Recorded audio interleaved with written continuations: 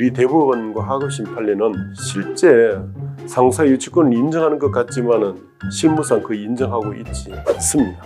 이게 이제 특색이죠. 그 이유는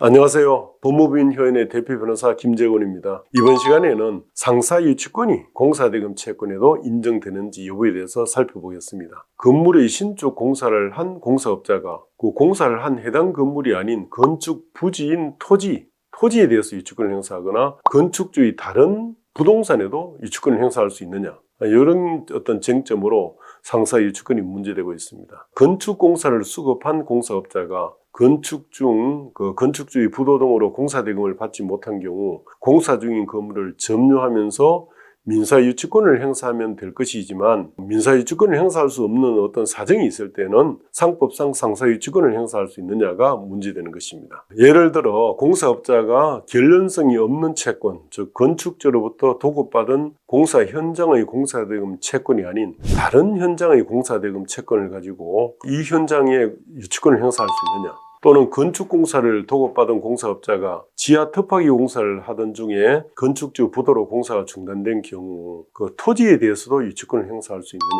등이 이제 문제가 됩니다. 상사유치권은 아래에서 살펴보는 바와 같이 상법이 적용되는 상인 간의 공사 도급 계약에 따른 어떤 권리입니다. 그래서 통상 법인과 법인 간의 공사 계약에서 이제 문제입니다. 자, 여기서 상사유치권이 뭐냐부터 알아보겠습니다. 상사유치권이란 상인 간의 상행위로 인한 채권이 변제기 있는 때에는 채권자는 변제를 받을 때까지 그 채무자에 대한 상행위로 인하여 자기가 점유하고 있는 채무자 소유의 물건 또는 유가증권을 유치할 수 있다라고 상법이 규정하고 있죠. 자, 상인 간에는 계속적인 거래 관계로 인해서 주로 신용 거래를 하는 것이 이제 일반적인데, 거래 시마다 담보 설정이나 변경을 요구해야 된다면 신용을 중시하는 상거래의 어떤 원활이나 신속성을 도모할 수 없게 되다 보니까 상법은 민사유치권의 어떤 성립 요건을 좀 대폭 완화해서 이 상사유치권을 인정하고 있습니다. 민사유치권보다 상사유치권이 훨씬 더 폭넓게 인정된다고 보시면 되겠죠. 그러면 보통 민사유치권이 인정한다면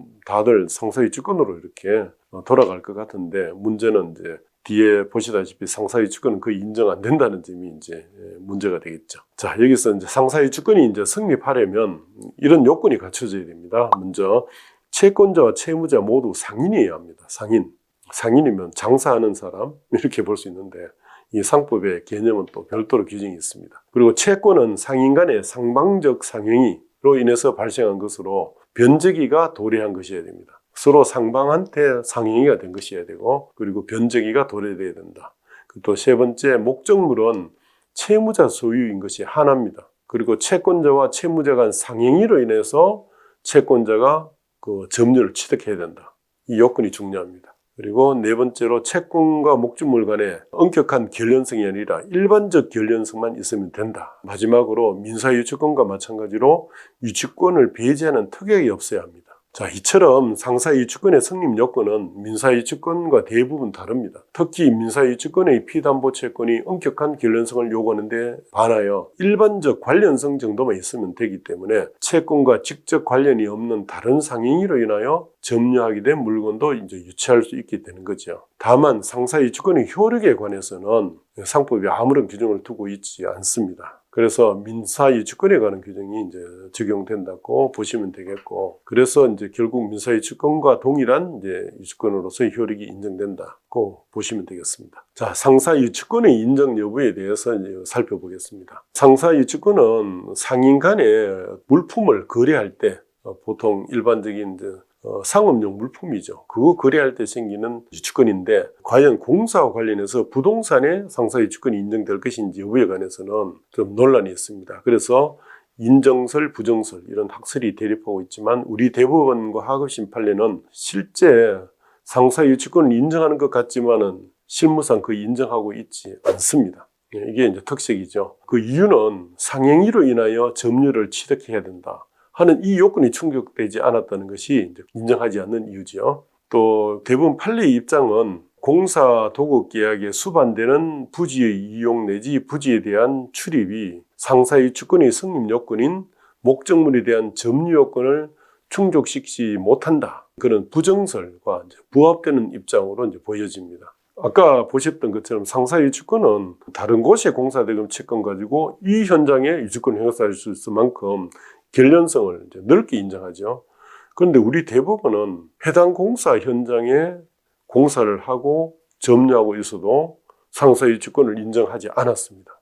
그럴 정도로 웬만하면 상사유치권을 인정하지 않고 있는데 구체적인 판례의 내용을 보도록 하겠습니다. 공사 수급인이 공장 신축을 위해서 해당 토지에 점유를 넘겨받아 공사하던 중에 건축주의 부도로 공사 중단된 현장을 점거하면서 해당 현장의 미지급 공사대금 채권에 의해서 상사유치권을 주장한 그런 사안에서조차도 상사유치권 성립을 부정하고 있습니다. 즉 상법 58조는 상인 간의 상행위로 인하여서 채권이 변적이 있는 때에는 채권자는 변제를 받을 때까지 그 채무자에 대한 상행위로 인하여 자기가 점유하고 있는 채무자 소유의 물건 또는 유가증권을 유치할 수 있다고 규정하고 있으므로 채권자가 채무자와의 상행위가 아닌 다른 원인으로 목적물의 점유를 취득한 경우에는 상사유치권이 성립할 수 없다.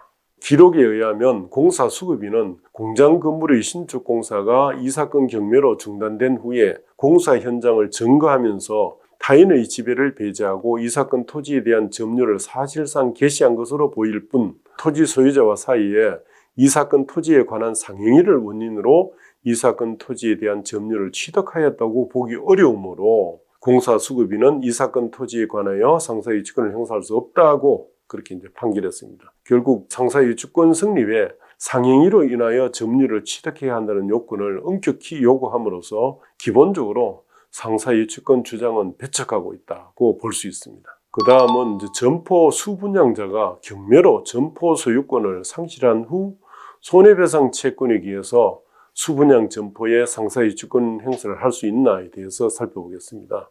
점포를 분양받았다가 경매로 소유권을 잃게 된 수분양자가 이미 납부한 분양대금 상당의 손해배상 채권에 의해서 수분양 점포를 상사유치권 주장에서 유치할 권리가 있을까? 여부가 이제 문제됩니다. 자, 수분양자가 경매의 낙찰자를 상대로 제기한 유치권 존재 확인 소송에서 1, 2심 법원은 수분양자가 상행위인 임대업을 운영할 목적으로 점포를 분양받았으므로 이 분양계약은 상인 간의 상행위이고 상행위로 인한 생긴 어떤 채무의 불이행위로 성립한 손해배상 채권도 상행위로 인한 채권이므로 상사유치권이 성립한다 하면서 원고 승소 판결을 했습니다. 그러나 대법원은 원심을 파기하고 이제 낙찰자의 손을 들어주었습니다. 그 이유는 다음과 같습니다. 상사유치권은 민사유치권과 달리 목적물이 채무자 소유일 것으로 제한되어 있는 것은 그 성립 당시 채무자가 목적물에 대해 보유하고 있는 담보 가치만을 대상으로 하는 제한 물건이라는 의미를 담고 있는 것이므로 먼저 이제 설정된 저당권자 또는 그 저당권에 기한 임의경매 절차의 낙찰자에게 대항할 수 없다라고 이제 봄으로써 먼저 설정된 건저당권이 있어도